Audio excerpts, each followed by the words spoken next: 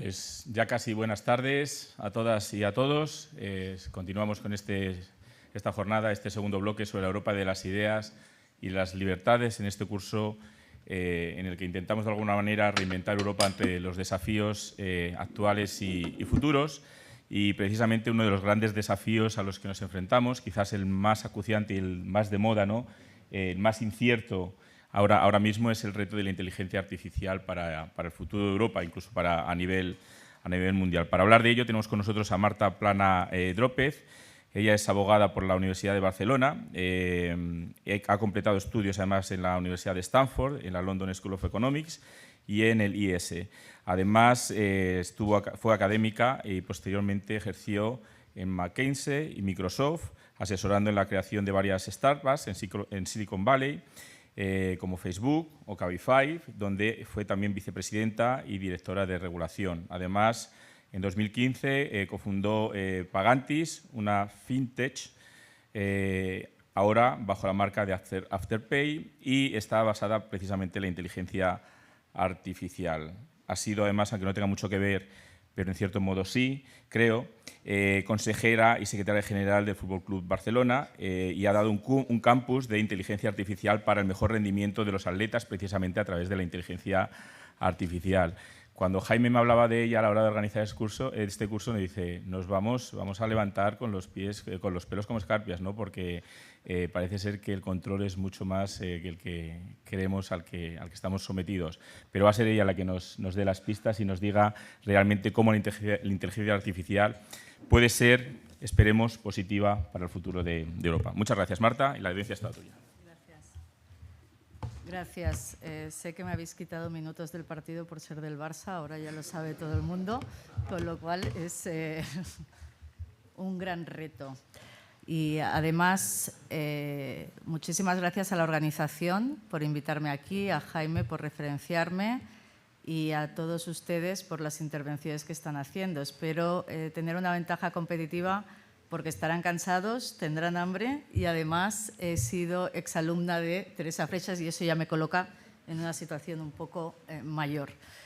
Pero en cualquier caso hablaremos hoy sobre la inteligencia artificial e intentaré dejar espacio para preguntas donde creo que se enriquece el debate y les contaré en dos bloques lo que significa la inteligencia artificial, los datos, su impacto, cómo desgranamos los fundamentos de estos conceptos y en un segundo bloque la regulación actual. Sabrán que esta misma semana se ha aprobado la Ley de Inteligencia Artificial por la Unión Europea, entrará en vigor el 1 de agosto y es la primera ley que se ha creado a nivel mundial. Eso no es necesariamente bueno, pero en cualquier caso somos una referencia, como antes decía el compañero, que con toda la razón, que no hay aquí startups unicornios, pues han intentado avanzar con la regulación y crear ese campo de actuación. No sé si conocen lo que es la inteligencia artificial, han oído hablar de ella, además son jóvenes, con lo cual usan las plataformas adecuadas, pero la inteligencia artificial me gusta comentar que nace en 1950. ¿Cuántos de ustedes sabían que nacía en 1950? Nace en 1950 a través de unos americanos, Alan Turing, que descubre la máquina inteligente y es lo que se conoce por ese grupo de científicos como unos algoritmos que resuelven lenguajes matemáticos y que nos ayudan a predecir problemas que antes estaban reservados solo y únicamente a los seres humanos. El conocido machine learning hace que las redes neuronales artificiales se conecten con el cerebro humano. Igual que alimentamos ChatGPT, alimentamos la inteligencia artificial. No es un concepto nuevo, se ha venido usando desde hace muchas décadas y las 5 compañías americanas de referencia, las GAFA, utilizan inteligencia artificial desde los inicios. Un gran ejemplo es el behavioral content. El behavioral content es el comportamiento que tenemos los usuarios cuando usamos el ordenador, lo que tardamos en escribir nuestro nombre, si lo borramos, si escribimos primero un nombre masculino y luego un nombre femenino, etcétera. Todo eso hace que puedan predecir si realmente quien dice ser detrás de una máquina es, si realmente la IP está acertando en dónde está esa localización, y eso ayuda a que podamos tener un análisis para la hora de tomar decisiones. La usamos para la realización de 3 tipos de análisis. Descriptivos, los análisis que tratan de explicar qué ha pasado, esto es lo más común. Los predictivos, anticipamos, y los prescriptivos, donde recomendamos qué hacer para conseguir un objetivo determinado. Es una herramienta muy común, no es una herramienta de ahora, es una herramienta de presente, no de futuro. Y el reconocimiento facial, por ejemplo, las recomendaciones en redes sociales que viven todos ustedes, o la determinación de trayectos en aplicaciones de navegación, por poner solo un ejemplo, son las aplicaciones que se nutren y nacen por la inteligencia artificial.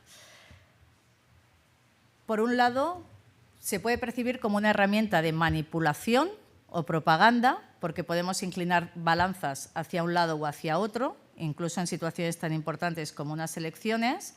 Recordemos, por ejemplo, el caso en Latinoamérica de Bolsonaro, donde se inclinó la balanza y se determinó a través de mensajes falsos en WhatsApp el resultado de unas elecciones que eran cruciales para el presente y futuro de la sociedad actual. Entonces, lo que fueron las fake news y las noticias falsas condicionaron el escenario geopolítico en el que actualmente nos encontramos.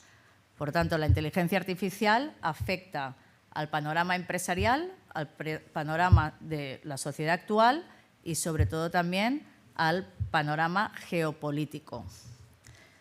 Algunas de las aplicaciones más comunes de la inteligencia artificial son contratación y selección de personal.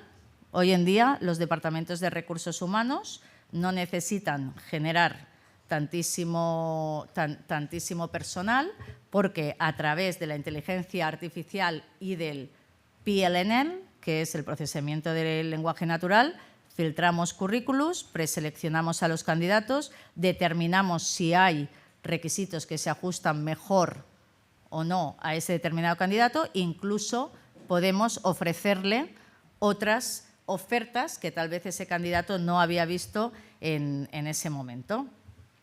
De este modo, la selección de candidatos pasa de ser de una forma… un director de recursos humanos a veces se ve condicionado por otras facetas. Con la inteligencia artificial eres totalmente imparcial y además es más rápido. Aquí entraría si perdemos lugares de trabajo o no, lo que llamamos uberización, pero ese ya sería otro tema. El tema de la ciberseguridad.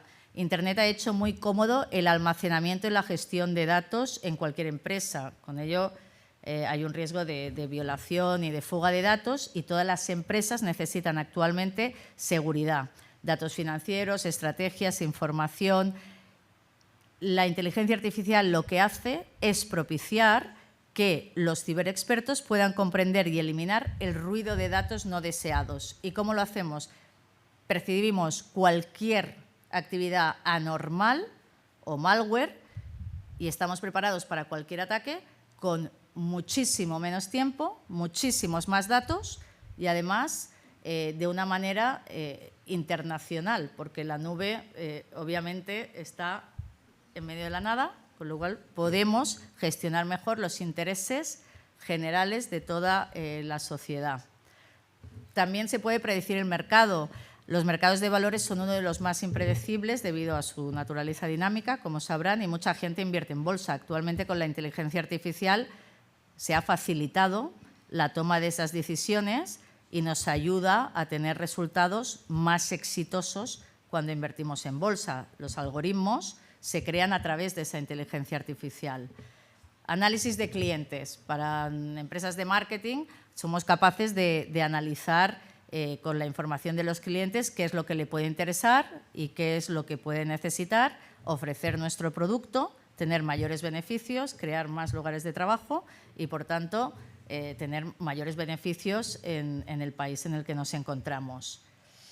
Revisión de propuestas, asistentes virtuales, predecimos la explotación de vulnerabilidades. A través de la IA las empresas pueden predecir cualquier tipo de mala práctica, compliance, por ejemplo, se identifican fraudes en tiempo real, en reclamaciones, en créditos y aquí para mí viene la parte más importante, información sobre las redes sociales.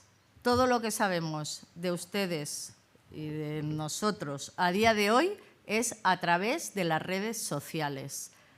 Damos muchísima información, aunque la red social esté en modo privado, y además se han convertido en una de las plataformas más potentes para que las empresas promocionen sus negocios. Con lo cual, a lo mejor en Capravo le ofrecen un descuento si siguen la cuenta de Instagram o de Twitter. Desde las marcas, para conocer su posición de mercado, a las plataformas, se toman decisiones geopolíticas para influir y gestionar e incluso marcar la democratización y el acceso a la información. ¿Quiénes, cómo y cuándo? Podemos ampliar la participación de los ciudadanos y, por tanto, en asuntos políticos y sociales influir, lo cual es muy positivo, pero ¿cómo influyen? ¿Cómo les influyen a ustedes las redes sociales o cómo realmente creen que deberían tomar una decisión política? ¿Cuántas veces hay un debate y al final del debate a lo mejor han dejado de tomar una decisión y han cambiado de opinión? Lo cual es muy positivo, porque no nos ceñimos a una única manera de pensar, pero muchas veces a lo mejor no somos conscientes que nos están influyendo esos datos y esa inteligencia artificial porque se quiere que se tome una cierta decisión. Las redes sociales son instrumentos de influencia, desde campañas de desinformación, propaganda, operaciones de influencia en elecciones y conflictos internacionales. Las plataformas pueden manipular la opinión pública, les manipulan a todos los aquí presentes y afectan además acontecimientos geopolíticos en una era que ya es digital.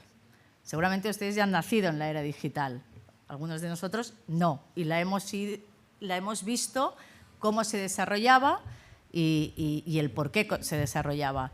Pero cuando se nace ya en esa era y es muy difícil apartarse de ella, cuando se nace con un smartphone o con una tablet y se comparte toda la información, a lo mejor no se es consciente de todo lo que sucede después.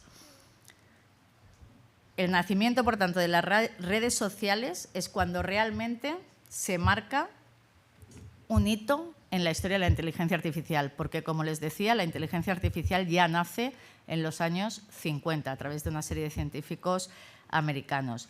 Y la verdadera explosión ocurre con el lanzamiento de Facebook en 2004, donde se transforma la manera como las personas interactúan. Una red social en la que yo, por ejemplo, he tenido la oportunidad de trabajar desde los inicios, y cuando me pidieron que diera mi opinión sobre abrir oficina en España, dije que no iba a funcionar, porque era imposible que la gente interactuara a través de una pantalla. Y evidentemente ahora es la red, una de las mayores redes de mayor influencia y cotiza más que la banca junta, Banco Santander o BBVA, aquí. Ahora es Meta, pero Facebook por sí ya facturaba más. Por tanto, el impacto de la IA a través de las redes en la sociedad es permanente, una sociedad líquida, y como compartía con ustedes, se democratiza la participación, se transforma en qué y cómo se consume esa información y hay un impacto en la toma de decisiones y, por tanto, afecta a la sociedad. Ahora, ¿quiénes son los grandes protagonistas de la IA? Los GAFAM, los gigantes de Internet, las Big Tech, forman parte de nuestra vida diaria. Google, Apple, Facebook, Amazon y Microsoft dominan el mercado de la tecnología mundial, siguen aumentando. ¿Y qué es lo que las caracteriza? Estas 5 compañías. ¿Están cansados? Lo van a estar más. A ver, ¿qué? las 5, los datos, efectivamente, porque son los que tienen el petróleo del siglo XXI, que son los datos, pero las caracteriza algo mayor, que todas son americanas, ni australianas, ni Spotify es la única europea, para tenerla de punto de referencia, pero las 5 son americanas, con lo cual quien mayor poder e influencia tiene a nivel geopolítico, al final se concluye que puede ser Estados Unidos por razones obvias. Si tienes todos los datos y puedes analizarlos y yo puedo saber qué es lo que opina la población de entre 30 a 40 en España, tengo mayor capacidad de influir. Google es el buscador que usa más de la mitad del mundo. Amazon, comercio electrónico, Facebook, la primera nación con casi 2.500 millones de habitantes. Apple completa la fotografía al estar siempre que se habla de tecnología digital. Y Microsoft tiene un portafolio de productos muy diversificado, ha pasado por muchas etapas y muchas épocas, pero tienen un valor de mercado en común superior al de muchas de las grandes economías occidentales. Y ya lo compartía antes uno de los compañeros. Entonces, las Big Tech son las grandes protagonistas de este fuerte crecimiento de la inteligencia artificial. ¿Qué ha hecho Europa? ¿Qué tipo de reacción ha tenido Europa? Como muy bien explicaba Alejandro, Europa, que tiene que ser ha regulado, pero poner puertas al campo en el mundo de la tecnología no siempre es positivo cuando no sabemos cómo desarrollaremos esos algoritmos. Estados Unidos no lo ha regulado todavía y veamos situaciones concretas. Estas empresas han crecido gracias a la utilidad por parte de los usuarios. La capacidad que tienen de manejar Big Data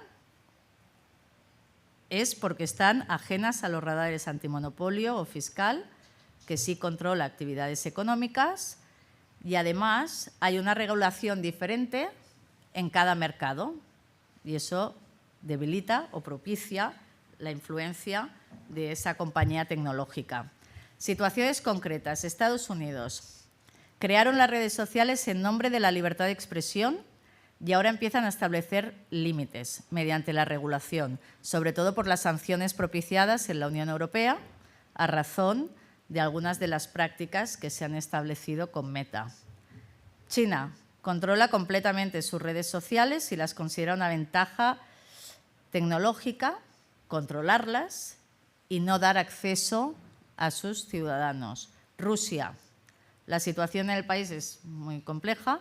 Ahora mismo hay una desconexión forzosa de la red mundial con hasta 15 años de cárcel para quien difunda información falsa.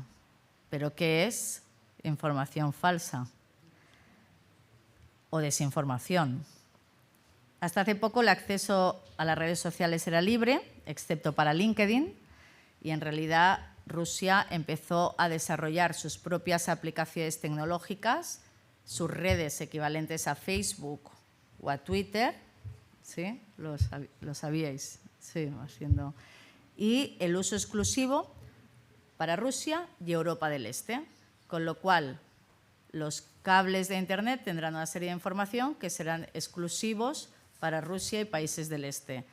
Una vez más, esto influye en las decisiones geopolíticas, esto da ventajas competitivas porque es información, pero es información de sus ciudadanos y probablemente también ciertos en el ciberespacio, ciertas personas o ciertos equipos estarán mirando lo que hacen otros países. En situación de conflicto es importante ver al adversario y qué decisiones toma y su población qué es lo que piensa. Esto también lo estamos viviendo con Israel y Palestina. Sin embargo, Ucrania también ha vivido esa situación. Por eso el Kremlin ha intensificado el control sobre redes y se está acercando al modelo chino, que controla todo lo que circula por Internet y que bloquea las redes estadounidenses. China y Rusia bloquean Estados Unidos y crean su propia red. Son países que deberíamos tener bastante ubicados. Y todo ello a través de la inteligencia artificial. Recordemos que son los algoritmos que nos permiten llegar donde estamos. El poder de las tecnológicas ha llegado a destacar tanto en esta guerra cibernética y de tecnología que dirimirá el futuro en el que Europa esté.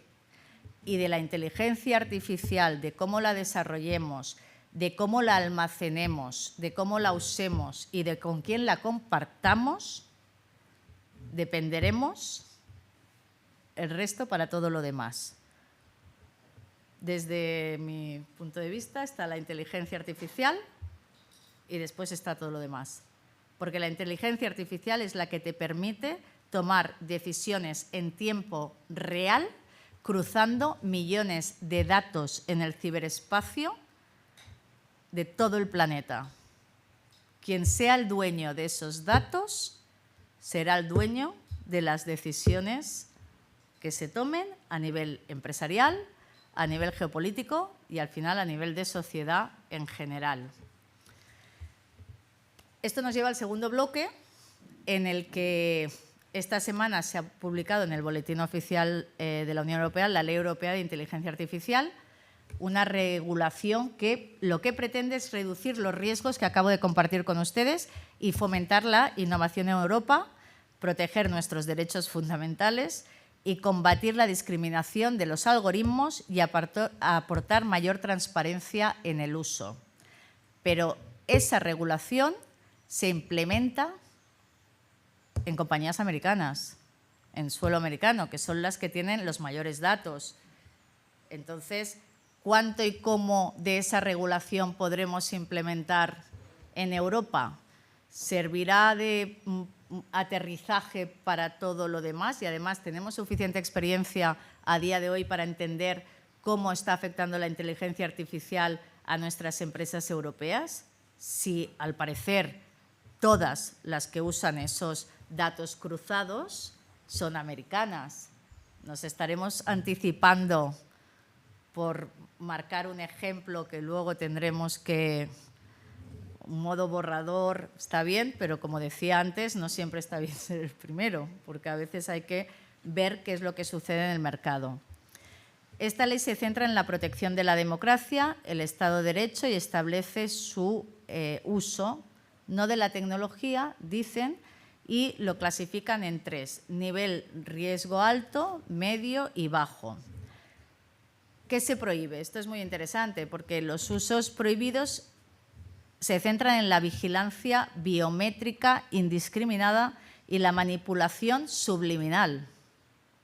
O sea, la inteligencia artificial que existe desde los años 50, que llevan usándola muchísimas compañías, aunque lo desconocíamos, y que actualmente somos conocedores de ello porque los medios se encargan de explicar qué es lo que sucede con nuestros datos y la importancia de ellos, ahora incluye un uso prohibitivo por parte de la Unión Europea, que es la vigilancia biométrica y la manipulación.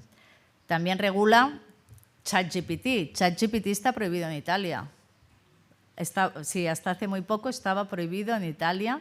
Ahora la Unión Europea ha pedido que lo abra, pero ellos decidieron en Italia, los que regulaban esta ley, lo que era el Consejo Superior de Tecnología, que no había cabida para algo tan incierto y que podía influir tanto en la sociedad italiana. Pero al final Italia, esto es un debate interesante porque Italia es parte de Europa. Entonces, si estamos regulando algo a nivel europeo, Italia tiene que aplicarlo también. Introduciendo medidas de transparencia y obligaciones para asegurar el cumplimiento de los derechos de autor, por ejemplo, para prevenir fraudes, y fomentar el uso del sandbox, sobre todo para las startups, pues que tengan un periodo de prueba y de aplicación.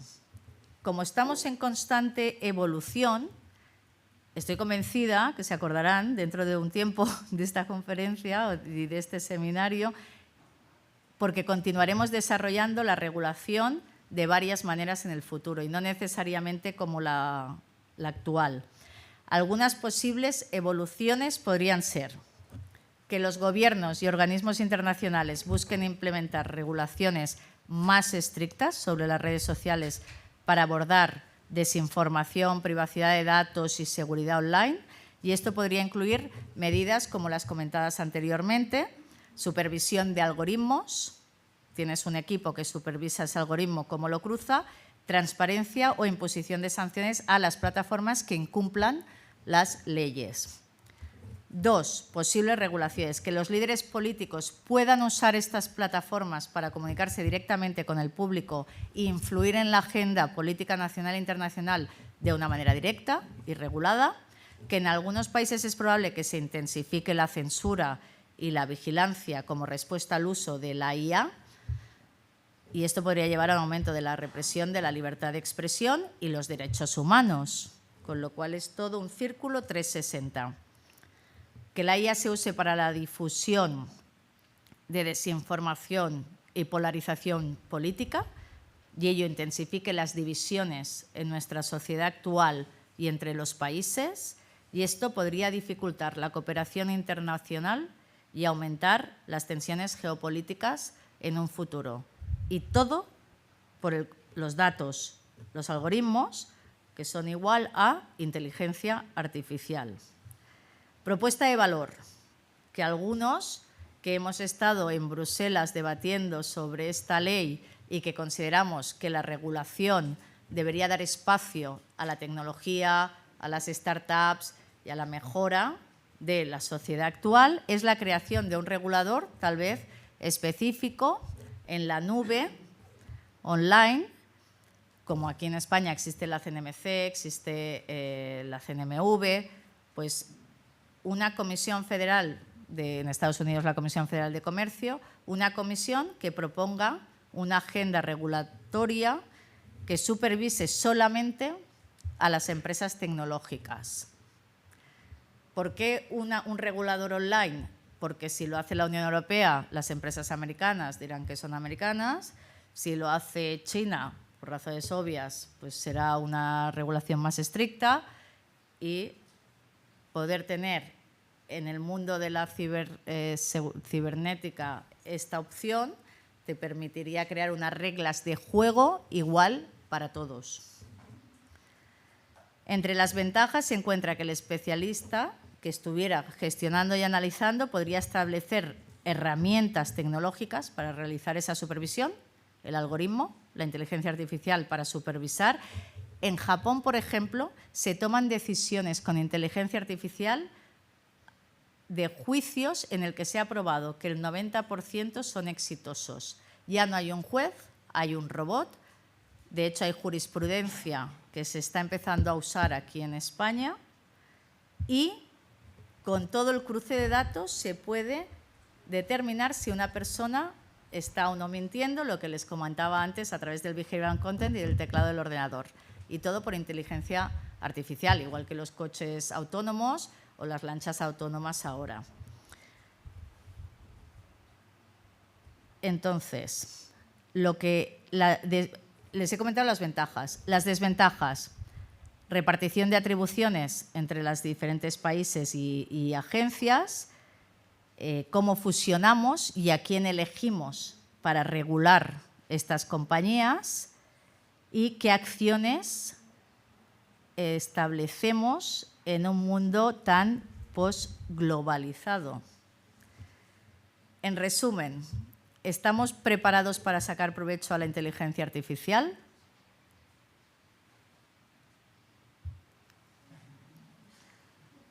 ¿No? ¿Sí? Bueno, está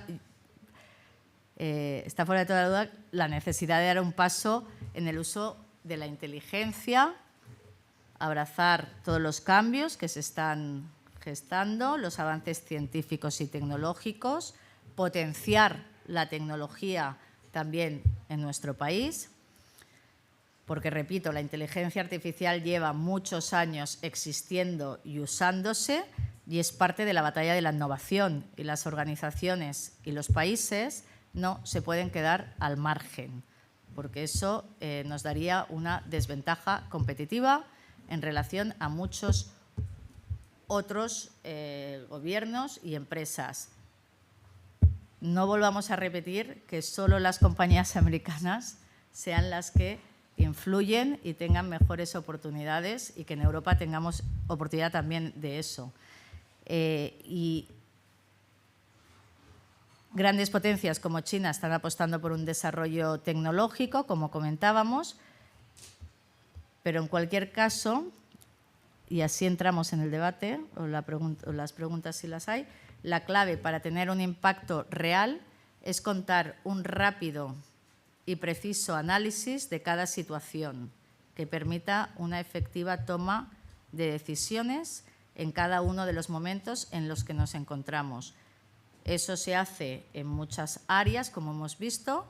Los análisis pueden ser de 3 tipos, pero la toma de decisiones y las soluciones que propiciamos con la inteligencia artificial son capaces de integrar todas las fuentes de información y proporcionar un nivel de inteligencia artificial operativa y eficiente y trascendente para la política internacional, la seguridad global y la sociedad en general.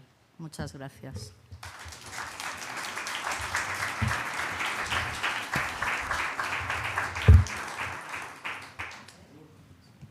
¿Quién ha hecho uf? Muchísimas gracias, Marta, por esta exposición que también nos acerca a un tema que, bueno, pues hasta ahora en cierto modo desconocido, que sí que hemos seguido, por lo menos los que seguimos la política europea, ¿no? Esa iniciativa por parte también de la Unión Europea, ¿no? Intentar regular la gestión de la inteligencia artificial. Nos has regalado tiempo para el debate, lo cual te agradecemos enormemente. No sé si la exposición ha sido redactada a través de inteligencia artificial para controlar el tiempo y la... Por supuesto.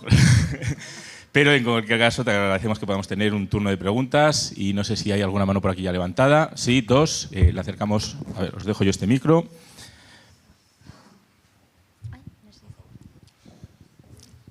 Bueno, lo primero, muchas gracias. Soy Álvaro Rodríguez, vengo del Colegio de Europa, ¿no? ¿Está funcionando? ¿Sí? Ah, perdón, yo no lo oía. Nada. Es que tengo titis. Sí. Bueno, me llamo Álvaro Rodríguez, vengo del Colegio de Europa y quería preguntarle, porque en referencia a lo que ha dicho de la ausencia de campeones europeos a nivel de las grandes empresas de tecnología, hace poco Enrico Letta hizo un informe acerca del mercado único y una de las recomendaciones que él daba era la sustitución o un intento de integración en vez de tener 27 mercados a nivel, por ejemplo, de comunicaciones, en muchos aspectos 27 mercados financieros con regulaciones propias de cada país al menos, hacer una integración más allá. Tú has mencionado que muchas veces esas empresas que están comenzando necesitan esa sandbox, necesitan ese espacio de prueba y error, que muchas veces en Estados Unidos sí que se deja y no está tan cerrado. Pero más allá de eso, ¿crees que la falta de financiación, la falta de fuentes para escalar posteriormente esas empresas también es un problema propiamente europeo? ¿Y cómo crees que podría abrirse esa situación? Muchas gracias por la pregunta. Me ya contesto directamente, ¿no? Pues mira, eso es un problema o una situación adversa y un poco contradictoria, porque Estados Unidos, que es el país de las oportunidades, sí permite que se creen en tiempo real y en tiempo muy corto aplicaciones tecnológicas y no hay regulación, con lo cual el sandbox tampoco lo necesita excesivamente como lo necesitamos en Europa. En Europa se creó el sandbox de FinTech para hacer prueba y error de las situaciones y copiamos el modelo cuando sacamos la legislación en España y luego en la Unión Europea del modelo inglés, porque son modelos mucho más operativos y prácticos. Yo no creo que... Somos culturas distintas y no creo que vayamos a ser Estados Unidos, ni creo que debamos serlo. Cada uno tiene su ADN. Si te gusta una plataforma, pues la intentas copiar aquí y conseguir financiación allí. Yo creo que eso sí funciona, yo lo hice así. Entonces, Europa tiene unos años a sus espaldas que le hacen pues ser muy diferente, a lo mejor un poco más conservadora, pero con muchísimas oportunidades en muchos otros ámbitos. El tema de la regulación no propicia la creación de startups a tan temprana edad, y Estados Unidos pues tiene otro ADN. Pero sí, es un problema. Y perdón, que era donde iba. Lo que quiero que vean con la inteligencia artificial es que la inteligencia artificial, repito, soy pesada, nace en 1950, no le debemos tener vértigo ni miedo, porque son algoritmos que propician ventajas competitivas, y si no lo gestionamos ahora, que es presente y no futuro, nos puede pasar que perdamos mercados y oportunidades como las startups americanas y las no startups españolas. Muchas gracias. Tenemos otra pregunta por aquí. Hola, buenos días. Mi nombre es Antonio, de la Universidad de Granada. Va a ser la primera pregunta que haga en el curso. Bueno, en un curso me mandaron, soy físico, y me mandaron, en un curso que di con un alemán, leer el artículo de Turing del año 1950, de Imitation Game. También encontré un libro del 56 de un tal Nicolás Luhmann, que habla de quién vigila al policía y estas cosas. Y luego acabé de profesor de instituto en Toledo para informático. Y yo intenté que ellos entendieran pues, la base, porque todos son un poquillo flipadillos, me parecía. Y entonces, por ejemplo, yo les preguntaba por un CAPTCHA, que se lo expliqué 20 veces lo que es el CAPTCHA, esto de cuando, para ver si era un robot, y que la T venía de Turing. Y luego les pregunté eso reavisado, y alguno se me quejó. ¿Por qué me preguntas por un CAPTCHA? Si estaba avisado. Yo me a la hora de evaluar, intentaba abstraerme, como ese juez que usted menciona en Japón. A mí, si una página web era de la ciudad de Toledo, me parecía muy bonita, pero para la nota yo miraba los parámetros, ¿no? Si un alumno me mandaba una página de su cantautor Melendi, pues también le daba todo su valor. No me meto en gustos musicales ni nada. A donde yo iba a parar, yo he intentado abstraerme como un robot. Pero para el juicio, ¿no le preocupa ese 10%? Deberían de ser juicios un poco administrativos, ¿no? A ver, no me preocupa si lo comparo con las estadísticas actuales humanas. Vale. El 100% es muy complicado, pero las estadísticas humanas en Estados Unidos, por ejemplo, a modo de fotografía, pues se ha detectado que hay minorías que en ocasiones son sentenciadas con mayor probabilidad. asiduidad. Y luego cuando hay una apelación, pues se ve que había una inocencia. Ahora con las pruebas genéticas y de ADN es algo más complicado, pero bueno, sigue existiendo ese error, ese margen de error. Sí. En FinTech, antes lo he comentado, ¿dónde se usa la inteligencia artificial? Para poder determinar fraudes en un tiempo real muy corto, muy rápidamente y en mayor índice que la fuente humana, porque al final tienes a alguien que está analizando datos, que también está muy bien, pero una máquina y un robot lo analiza con mayor rapidez, cruzando muchos datos y cruzándolos no solo de un determinado lugar, sino que, si quieres, de un ciberespacio infinito. Me contaron un caso de un juicio en el que sugestionaron ¿Al robot? No, a la persona. Ah. Y después de dictar sentencia enseñó un tatuaje que decía 100% culpable. Es decir, el tío lo sentía como modo de vida, modo siguiente. Bueno, no quiero salirme del tema. Iba a decir algo, sí, que la escuela de Eton en el Reino Unido ¿Sí? Dijo hace unos días que quiere quitar los móviles a los alumnos y pasarlo a los Nokia. Sí. ¿Qué le parece esa idea? ¿Lo seguirán usando en casa al final de... Yo uso Nokia. Sí, no sé si habéis desconectado vuestros móviles, pero bueno, ahora mismo quizás sería un buen consejo. Da igual. Da igual, ya que estamos, aunque el móvil esté desconectado, se emite señal. Y la inteligencia artificial hace que se crucen datos y se influya pues, en determinadas situaciones para que se tomen decisiones empresariales, políticas o de la sociedad en general. Tenemos otra intervención por aquí, por favor.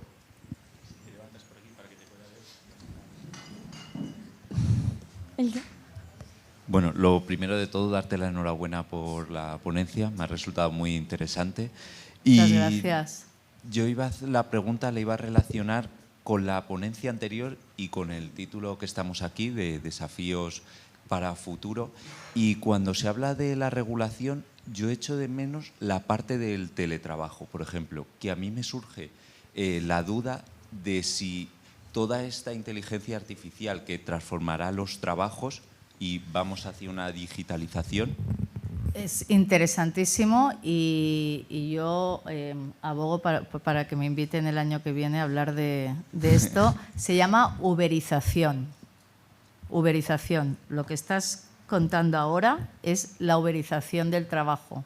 Y entonces es toda una ponencia. Perdón. Y bueno, creo que Europa pues, se irá digitalizando toda esta parte, pero el teletrabajo se apuesta mucho. Por ejemplo, aquí ayer decían, en vez de en Madrid, pues teletrabajo en Extremadura, de la Junta que habían conseguido, pero creo que también puede pasar como con las fábricas de chip, que puede hacerse el trabajo en el exterior. Y como bien mencionabas, son empresas americanas, son empresas chinas, que al final todo ese sector servicios, y con productos físicos hemos tenido problemas, con un producto servicio, si crees que el teletrabajo se puede regular de esa forma en la inteligencia artificial que decías de regulación. A ver, lo que me estás preguntando es si se puede proteger. Sí. O sea, y aumentará nuestra competitividad. Claro, proteccionismo y competitividad. Lo que pasa es que en un mundo cada vez más globalizado y con un entorno cognitivo y una apertura del ciberespacio y además avances tecnológicos permanentes, se gesta una transformación tan radical que es muy complicado que el Estado tenga las medidas suficientes para realizar ese proteccionismo, porque tú mismo, si tienes una oferta de trabajo de Singapur y la puedes hacer desde Extremadura, apostarás, si te va mejor y tienes mejores condiciones, apostarás por esa empresa. Entonces, es una decisión muy complicada porque ¿dónde sitúas la línea entre lo que es competitivo, proteccionista o beneficioso para la empresa o para el empleado? Esa empresa de Singapur que yo te estoy comentando no pagará impuestos aquí. Los pagarás tú aquí, estando aquí. Pero entonces, ¿en qué momento pones esa línea y en qué momento no te conviertes en una sociedad totalmente bloqueada como China, por ejemplo? ¿Dónde pones ese margen? Pues estos señores que han hablado antes nos lo podrían explicar mucho mejor porque es muy complicado, es muy complicado. Hay que proteger, evidentemente, pero siendo conscientes de que el entorno cognitivo ha cambiado mucho y de que va a ser muy complicado mantenerse al margen de todo ello. El teletrabajo ha llegado para quedarse y España pues tendrá que adaptarse a nivel europeo como tantos otros países. Pero no sé si lo haremos igual que en otros lugares donde la regulación pues, es más propicia al empleado o en otros más propicia a la empresa. Muchas gracias. No sé si he contestado, pero es complicado. ¿Sí? Tenemos por aquí todavía algunas intervenciones. Vale. Bueno, hola, soy Andrea, estudiante de Máster en Cooperación Internacional y actualmente en formación en la OCDE. Bueno, muchas gracias por la ponencia, muy interesante, sobre todo para nosotros que creo que la mayoría de nosotros somos usuarios diarios de inteligencia artificial. Ya he elaborado sobre los riesgos de la inteligencia artificial y me gustaría preguntar sobre lo que ahora se habla como sesgo de género en la inteligencia, que va ya no solo de asunciones de género igual errónea en ChatGPT, pero también atentan directamente contra nuestro bienestar material, incluso en procesos de selección de personal. ¿Hay alguna medida regulatoria concreta más allá de luchar contra la discriminación en este sentido? Al final, ChatGPT lo tienen que visualizar como una bolsa vacía en el que todos los usuarios, todos nosotros, vamos lanzando información. Entonces, nunca antes la sociedad había otorgado tanta importancia a la información. Hoy en día los datos son lo que llamamos el petróleo del siglo XXI. Entonces, ese imperio de datos es el que nos permite jugar a decidir si hay o no discriminación, cómo la analizamos, la robotización de Japón en la toma de decisiones judiciales, pero tenemos que alimentar ese robot. Entonces, si me preguntas si se ha alimentado lo suficiente para llegar a ese tipo de decisión en la que recursos humanos te puede decir esto no está bien o esto sí, yo diría que no, pero a lo mejor dentro de 2 meses está más avanzado. Por eso digo que la regulación lo que tiene que hacer es proteger a sus ciudadanos, pero mantenerse al margen del desarrollo tecnológico, porque si no lo que haremos es bloquear esas opciones que mencionas o esas probabilidades de tomar una decisión u otra y que no sea discriminatoria. Igual que cuando una fuente humana va a una entrevista de trabajo y hay ciertas situaciones que a lo mejor incomodan, pues lo mismo, en esa bolsa vacía, todos vosotros, cuando estáis usando redes sociales, se va usando para tomar ese tipo de decisiones. Si tú estás en Facebook, en páginas de discriminación, se alimenta más la bolsa. ¿Sí? ¿Más o menos? ¿Se entiende? Vale. Muchas gracias. Hay una pregunta que llega online por parte de Ricardo Moreno Palomero y dice que cómo concibe la creación de un regulador específico en la nube, online, CNMC, CNMV, que supervise solamente a las empresas tecnológicas. ¿Cómo se haría esto?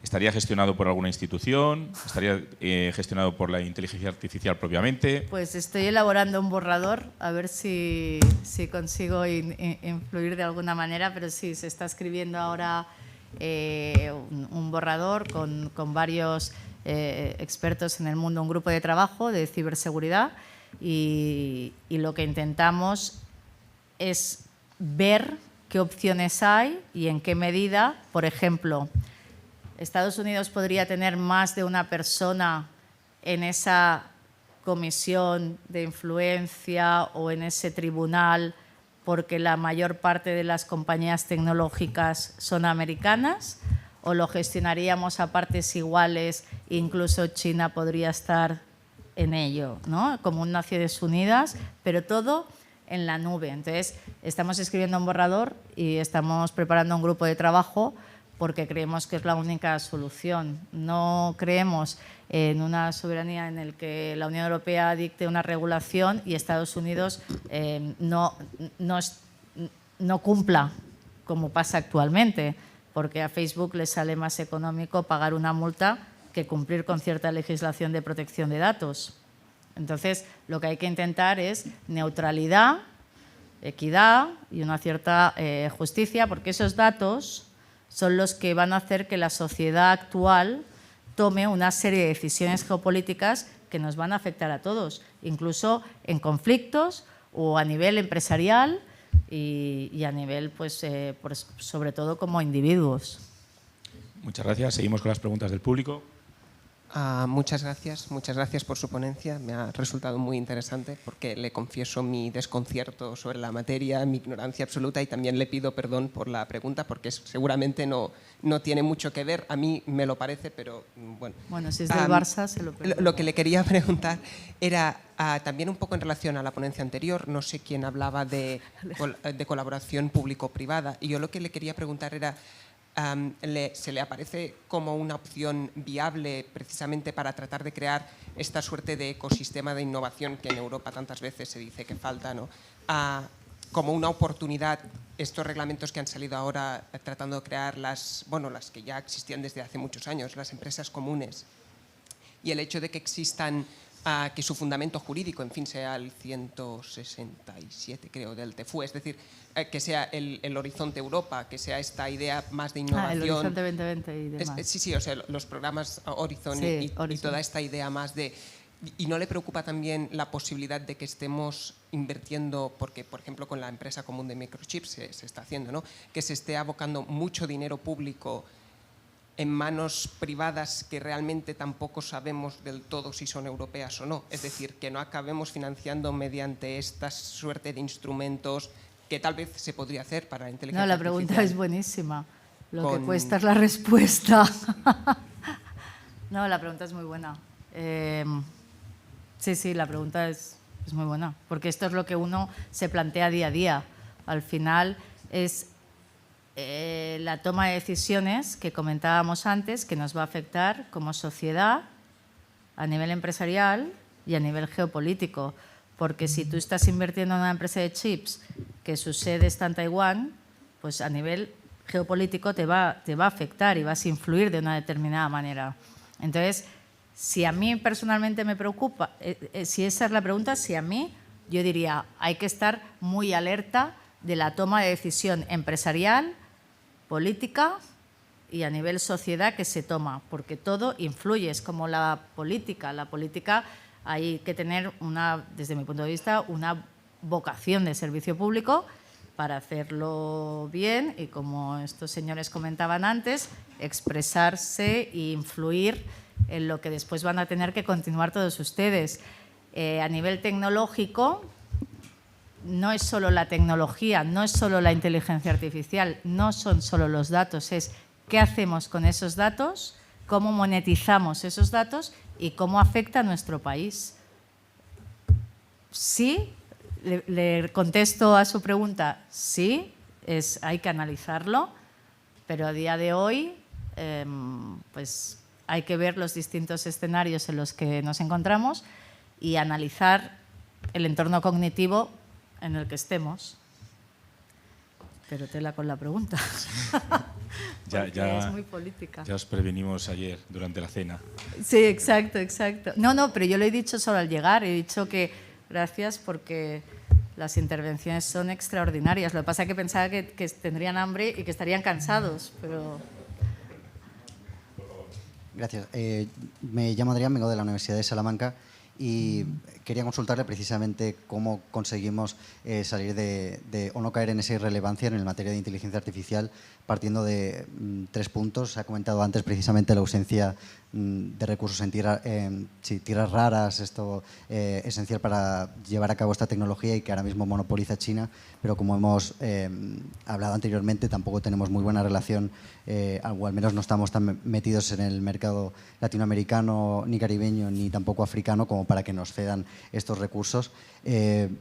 Tampoco se hizo una macroencuesta en América Latina y el Caribe sobre qué visión tenía la sociedad de China, de Rusia, de Estados Unidos y también de la Unión Europea. La Unión Europea era líder absoluto en materia de derechos humanos. De hecho, se ha avanzado un poco en cartas de derechos digitales comunes, también en procesos de paz y, bueno, era de las últimas en materia de innovación. En absoluto nos veían como un referente en materia de innovación y en el ámbito tecnológico ni salíamos. China creo que acaparaba el 70 y pico %, 80 y algo del porcentaje de esta visión, en una región además especialmente clave para, por ejemplo, estos procesos, estas tierras raras. Y tercero, y creo que lo comentabas justo con la compañera, ese exceso no sé si exceso, pero desde esa regulación tan fuerte, sin duda al final es una traba para desarrollar tecnología en comparación con China o con Estados Unidos, que no tienen este sistema tan estricto que comparto de protección del individuo, de la dignidad humana, también por nuestra tradición histórica que se ha comentado antes del origen de nuestros valores, pero que al final supone para nuestras empresas una traba económica y un problema. Entonces no sé exactamente de manera realista cómo se va a conseguir salir de esa irrelevancia. Pero la pregunta es salir de la irrelevancia de leyes no tener compañías tecnológicas en Europa. Y ¿no? simplemente nosotros ponemos referencias de leyes tecnológicas como se hacía con el Reglamento de Protección de Datos Europeo y ni China ni... Yo creo que Europa no es un país innovador per se, Creo que Estados Unidos nace mucho después y se alimenta de ese mundo de oportunidades que ofrece. Hay mayor financiación, una empresa se puede crear en 24 horas y además con un elevator pitch, que es en 2 minutos explicas tu compañía y te ofrecen financiación si consideran que es una idea que va a tener un cierto éxito y aunque fracases no pasa nada. De hecho, te dice el inversor cuando empiezas que mejor fracasar en algún momento porque así ya vas aprendiendo de los errores. Es como el sandbox que decíamos. En Europa la mentalidad es otra. Venimos de un mundo más Stefan Zweig que hablábamos y es igual de bonita. Lo que pasa que no puedes pedir compañías tecnológicas en un espacio donde la financiación es más complicada y donde cada país tiene su propia regulación. Estados Unidos tiene estados, pero hay una base común que es la americana. Yo creo que aquí el sentimiento de una Europa todavía en el mundo tecnológico queda por descubrir y eso hace que no haya tanta financiación ni tanta regulación. Yo creo una compañía o ustedes crean una compañía aquí y la regulación es distinta en Francia. A nivel créditos, por ejemplo, o a nivel fintech es diferente. ¿Qué tenemos? Tenemos que homogeneizar y crear a través de esa capacidad que hoy en día tenemos como Unión Europea para conseguir que haya una regulación que propicie las empresas tecnológicas. Pero a día de hoy, repito, no existe y tampoco pasa nada. Lo que hay que hacer es ser conscientes que la inteligencia artificial no es futuro, es presente y ser conscientes de que es una oportunidad. Muchas gracias. Una última por aquí, breve, muy breve. Muy breve, sí. Bueno, quito los elogios precisamente por ser breve. Un momento, que hablas muy rápido y tengo titis. Quito los elogios precisamente por ser breve. Yo quería, de cara a todo esto, traer igual la dimensión de responsabilidad de cara a una tecnología que entendemos novedosa, bueno, del presente, mejor dicho, y ver cómo, bueno, justo el ejemplo que ponías, ¿no? De que un juez ha dictado sentencia en Japón, pues yo personalmente me he quedado sentado en la silla, clavado en la silla, entonces yo quería preguntarte, ¿no? Comentar, lanzar al aire. Tenemos esta imputabilidad jurídica, ¿no? De cara a que, bueno, igual un fallo en la IA puede causar este tipo de, en fin, consecuencias jurídicas más allá de económicas y de este tipo de cuestiones, ¿no? Desde mi desconocimiento preguntaba sobre todo de cara a la imputabilidad moral, es decir, toda esta dimensión de la responsabilidad que traemos con la IA creo que es limitada, porque de cara a que, bueno, vuelvo a decir, hay una imputabilidad jurídica, pero moral tal vez no, ¿no? O sea, un juez puede dictar sentencia de cara a que es una inteligencia artificial. Es decir, al margen de que no es una pregunta esto, traer esa dimensión de responsabilidad a un entorno tan a ver si novedoso. la entiendo bien. Lo que me estás preguntando es por el principio, o sea, la moralidad, principios y valores en la toma de decisiones jurídicas en este caso. Lo que pasa que un juez puede tener una moralidad diferente, puede estar en contra de los derechos LGTBI y para él ser su moral, entonces te está afectando. Lo que tú estás consiguiendo a través de la robotización que ya se ha implementado en Japón es cruzar datos y tener una exactitud y una precisión que determina si la persona en cuestión es culpable o no. Da vértigo, lo hemos visto en muchas películas, pero ya existe y es jurisprudencia. Aquí se ha usado, o sea, he tenido debates sobre estos temas y sí, hay un margen de error, pero como comentábamos, también en el humano. La pregunta es, ¿qué prefieres? ¿Una máquina que analiza los datos a través de la inteligencia artificial en el ciberespacio y que cruza no solo situaciones similares en Japón, Indonesia, China, Brasil, Estados Unidos, México, España, Francia, y lo mezcla todo? ¿O prefieres a una persona que estudia y que decide si eres culpable o no? Una persona. Pues dentro de un tiempo, las nuevas generaciones, los que sean un poquito más jóvenes que ustedes, dirán que un robot. ¿No? Si mi profesora me mira raro ya me preocupa, ¿eh? Pero sí, yo creo que tienes una precisión de datos un poco mayor en ciertos... Hay encuestas, ¿eh? Hay encuestas y se nivela. Pero si mi profesor ahora me mira mal ya. Pues muchísimas gracias. Bueno, gracias. Veo que se pierde. Muchísimas gracias. Gracias. Ahora cada uno va a opinar sobre este último punto, que quizás sea el más delicado, ¿no?, a la hora de quién debe tomar por nosotros las decisiones. A mí me encanta ¿no? la robotización. Un tema súper delicado en el que, bueno, esperemos ver cómo evoluciona, porque esto evoluciona a pasos acelerados. Si viene desde los años 50, la última década ha sido tremenda. Y que, bueno, nos preocupa a todos, sobre todo porque también queremos que el factor humano forme parte de Europa, ¿no?, y del futuro de Europa. Y como humanos que somos, tenemos que comer, porque no nos podemos enchufar a ninguna red. Así que muchísimas gracias a la ponente por habernos animado con esta. Y bueno, pues unas notas de...